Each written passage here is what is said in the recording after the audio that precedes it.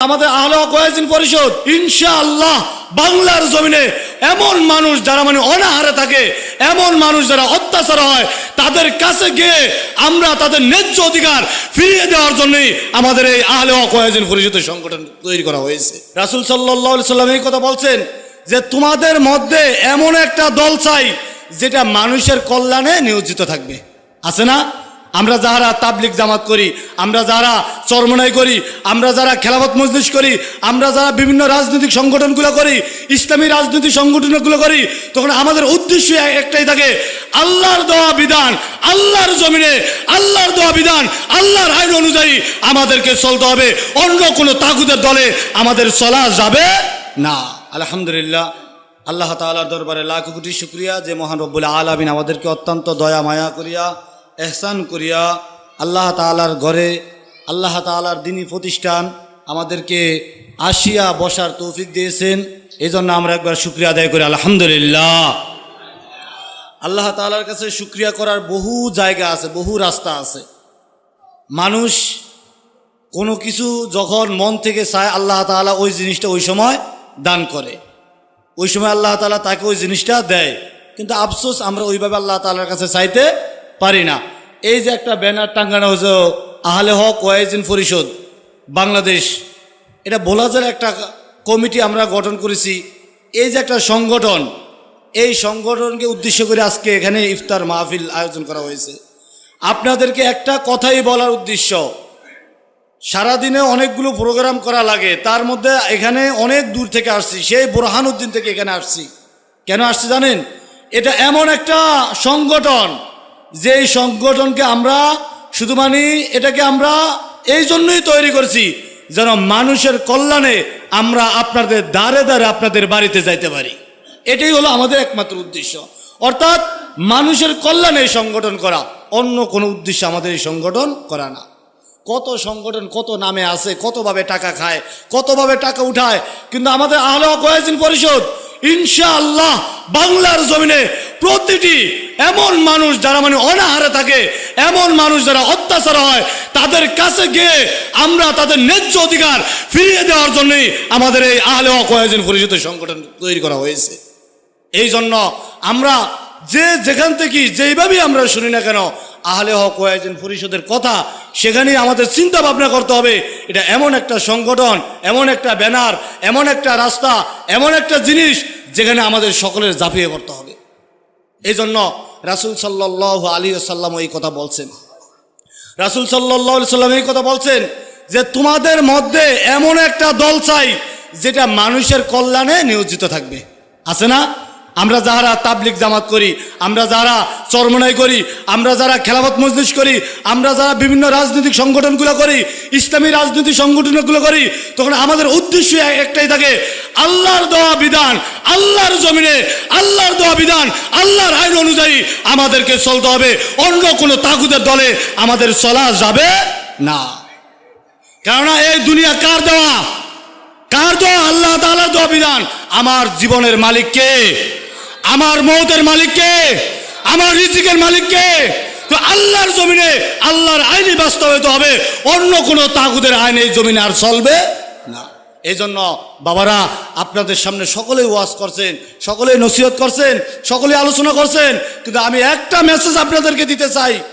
আজ রমজান মাস, 10ম রমজানে আজকে আপনাদেরকে একটা কথাই আমি বলে দিতে চাই, কোন তাগুতের কাছে মাথা নত করবেন না। মাথা যদি নত করতে হয়, যিনি আমাকে সৃষ্টি করেছেন, যিনি আমাকে রিজিক দিতেছেন, যিনি আমাকে খাওয়াইতেছেন, তার কাছে আমি মাথা নত করব, অন্য কারো কাছে আমি মাথা নত করব। কথা ঠিক আছে? এই জন্য সবসময় সাহায্য কার কাছে? কোনো কারো কাছে সাহায্য চাওয়া যাবে না, কারণ আমাকে যিনি সৃষ্টি করেছেন তিনি রহমান। এই জন্য ইয়াকা নাবুদু, তো রহমানের আমি ইবাদত করব। আমি ইবাদত কার করব? আমি রহমত আল্লাহ তাআলারই আমি ইবাদত করব। তো আল্লাহ তাআলার ইবাদত করলে, ওনার ইবাদত যদি আমি করি, তো উনি কি আমাকে খাওয়াইতে পারবো না? আমাকে খাওয়ার জন্য আমার মা কষ্ট করে, আমার বাবা কষ্ট করে, তারা আমাদেরকে জন্ম দিয়েছে, কিন্তু আমাকে সৃষ্টি করছেন কে? জোরে বলতে হবে, সৃষ্টি করছেন কে? যে আল্লাহ সৃষ্টি করেছেন আপনাকে আমাকে, সে আল্লাহ কি খাওয়াইতে পারে না? তো ইয়াকা নাবুদুর পরেই তো আসতেছে ইহদিনাস সিরাতাল মুস্তাকিম। হ্যাঁ, তোমরা আমার দিকে হাত উঠাই দাও। কার কাছে হাত উঠাইতেছি এখন আমরা? হাত কার কাছে উঠাইতে হবে? এই জন্য আল্লাহ তাআলা বলতেছে, বান্দা আমি রহমান, আমি রহিম। দুনিয়ার কোন তাগুদের কাছে হাত নয়, দুনিয়ায় কোনো মানুষের কাছে হাত পাতা লাগবে না। আমার দেওয়া ইহদিনাস সিরাতাল মুস্তাকিম রাস্তায় বান্দা তুমি চলবা।